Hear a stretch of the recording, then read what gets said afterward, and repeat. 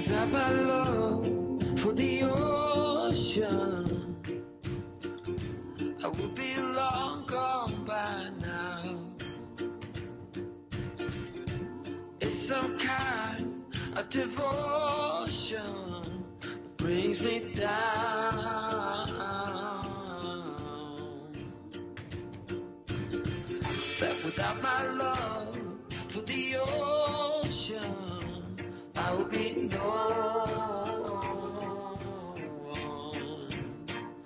no one.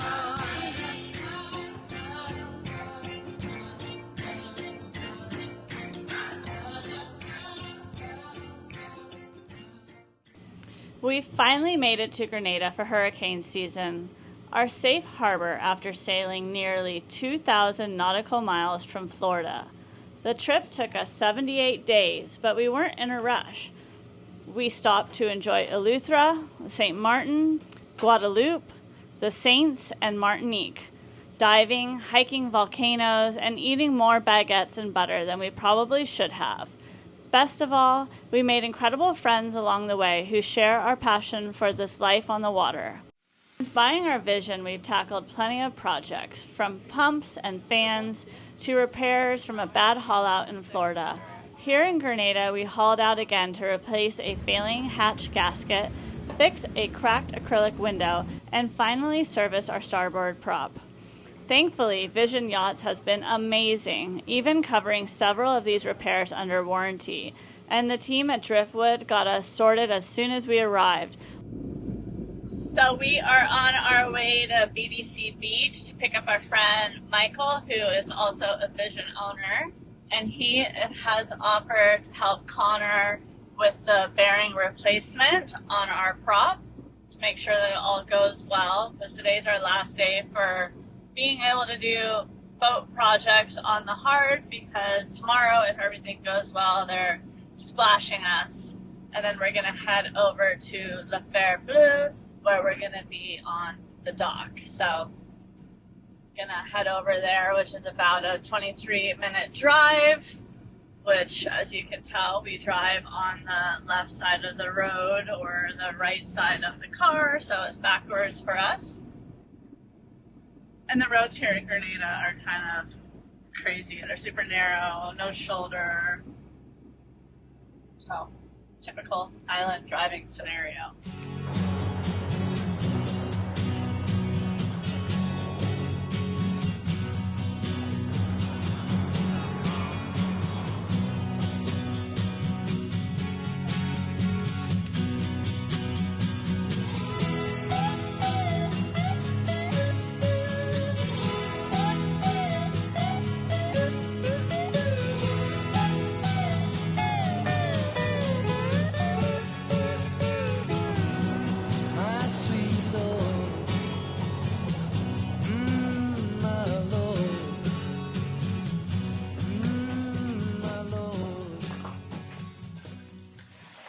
Michael Pale and his wife Sue are the proud owners of SV Mira, a Vision catamaran built just before ours.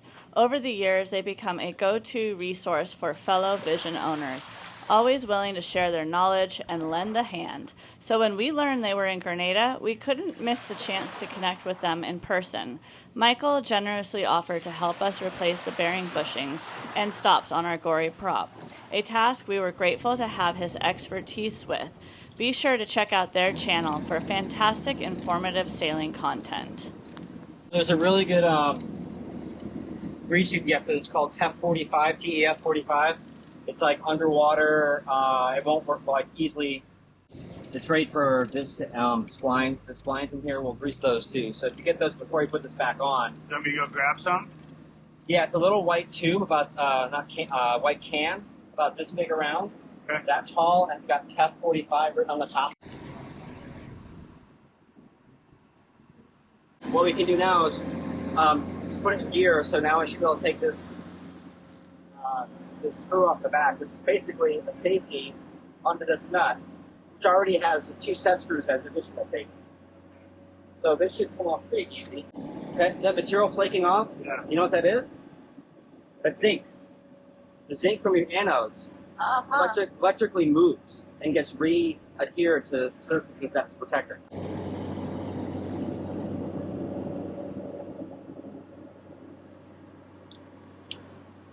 So they say to put a wrench on the engine, on the front of the engine, and hold the engine steady while you loosen that. Which sucks. You need 2 people, and you need. There's no good way to get enough torque on the engine because of the gear ratio and everything. So I made this, and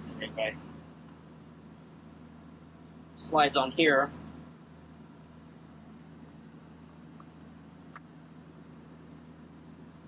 And then we pull this against here.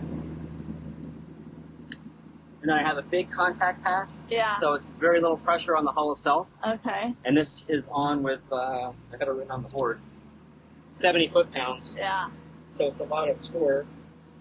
Okay, so now this off. The ring just slides off. We can compare the size of this one to the other one. There are 2 and they're different. So this is the outside one.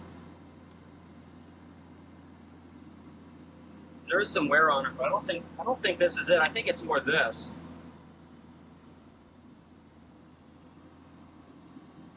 Against the rubber, and you see there's no wear on that. Like you would see a shiny spot if there was any wear on that. And the only other thing is is this relatively snug onto the splines, which I think it was very snug. I agree. That's what he said too. But he's like, since I'm sending you a shipment. That's nice. Like this, there's very little play in that. Just a tiny bit, which is fine. So that's all good. And then the only other thing that is critical on this is the diameter of this, right? So if this had started to wear, then that could cause, this is the interface point between the hub and the propeller, these guys here. So if this, let's see that? That's, so what we should do is we'll take that one out and make sure it fits tight. If it doesn't fit tight, then there might actually be something wrong with this hub. And you can actually feel a little bit of wear. So this did wear a little bit. It may not be a bad idea just to replace it, and then use this one as a backup in case you ever need it. Sure. But I'll show you what I'm talking about. Yeah, that fits way better. If you feel here, I'll let you. I could tell. Okay. Yeah. So like this, right? This doesn't walk hardly at all, especially up here where it's this part doesn't get used, so it's nice and perfectly snug there. And then if I compare it to this one, even at this top spot, right, there's so much play. And then when it gets in here where there's a little bit of wear, it's really loose. But I still agree, this, in a way, you can actually feel the ridge that's developed right here. And that'll put. And this doesn't get greased at all. It's just relying on some, it's basically, I think it's peak.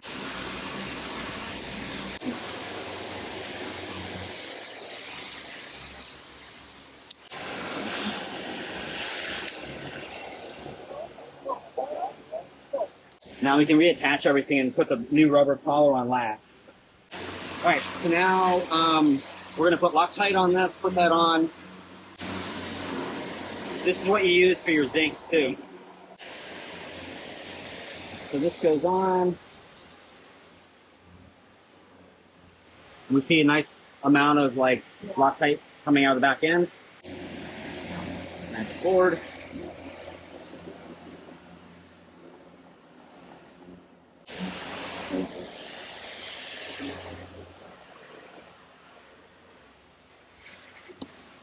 There we go.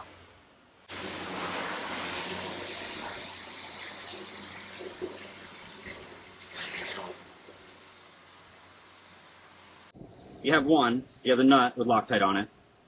Then you have these 2 set screws, which kind of double that up.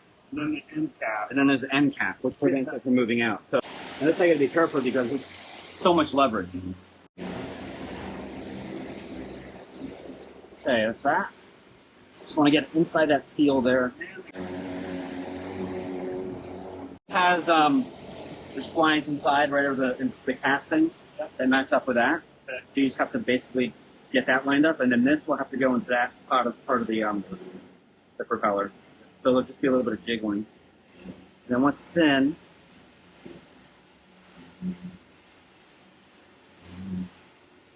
there we go. Then we can start the threads. Yeah, there we go. Yeah, if you want to push. There we go. Yep, it's going. Get the wrench.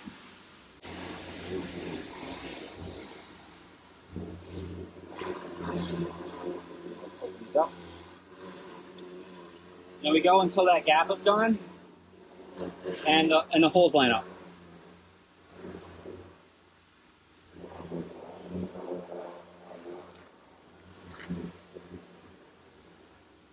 Here, Connor and Michael are replacing the rubber stops on our Gori Prop.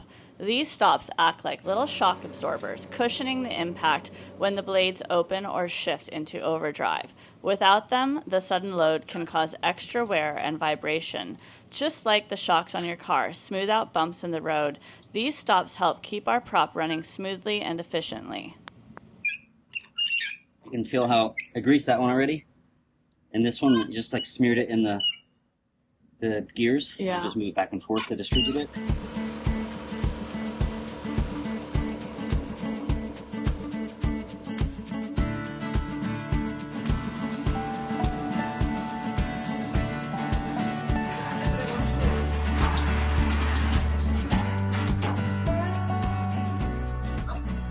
All right, it's time to splash. It's 8:30 in the morning here at Clarke's Court, and they have the tractor trailer all ready. They're setting up the I-beam underneath the boat right now, and then we're gonna head over to La Fer Bleu.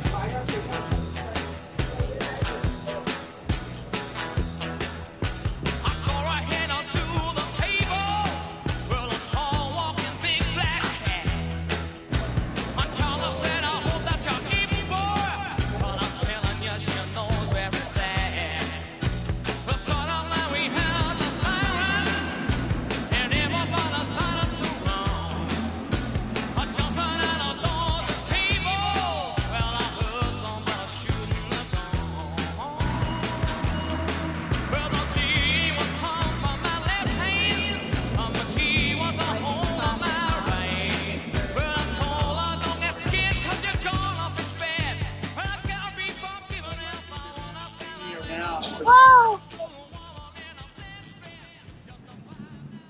Happened. The whole boat just shifted back like I thought it was going to hit the I-beam. The rudder. Oh. Scared the shit out of me one time. Man, adrenaline rush. There's nothing you Scared can me do too. about it, so your reactions never benefit anything. Ah! Alright, see you on the other side. So, depending on how it goes, you know, I might just hover out here for you to come. Okay, meet up with you. Yeah. So you might have to reorganize the davit straps and stuff. Yeah, I know. Okay. But the wind, it's not very windy, so I'll just Okay. get over there in the channel. Okay. So Connor's going to get on board and get the lines ready and the fenders up on both sides, and then there'll be guys here on the dock who can man the lines, and I have to go get in the dinghy and bring it to the boat, and I'll meet him out in the water.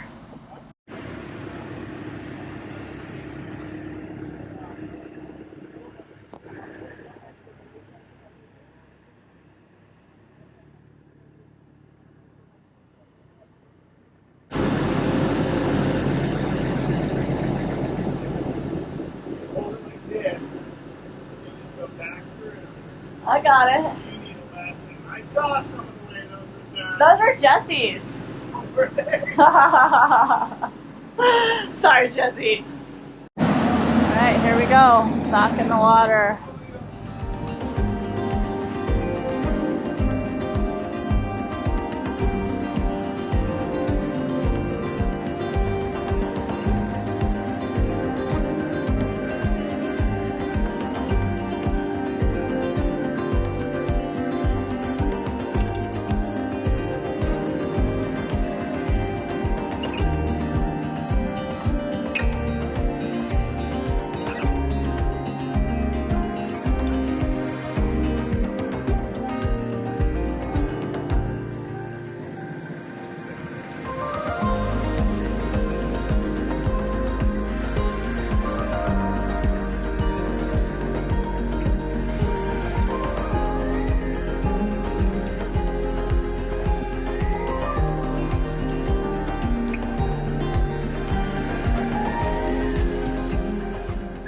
Of course, sailing isn't just sunsets and adventures. There's always work to do. Unlike a house, your boat is also your lifeline. It keeps you safe across long stretches of ocean, so maintenance is non-negotiable. Boat work may not be glamorous, but every fix gives us the confidence to keep moving.